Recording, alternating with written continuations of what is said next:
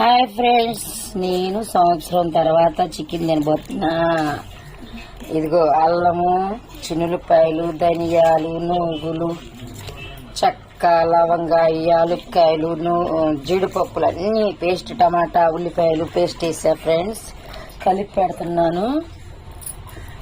కారం వేస్తాను, ఉప్పు వేసేసా. కారం సరిపోయినంత కారం వేస్తున్నా.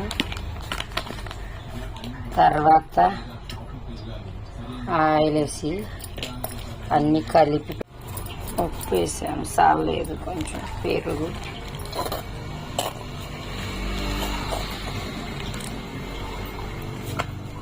నా చేతులతో వండుకుంటున్నాను ఫ్రెండ్స్. సంవత్సరం దాకా తిన్నాను చెప్పా కదా మీకు అప్పుడప్పుడు.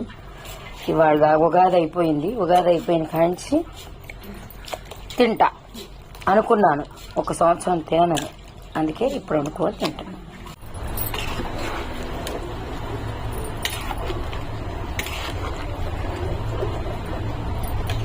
కూర ఉడుకుతుంది ఫ్రెండ్స్. చికెన్ ఎలా ఉంటుంది?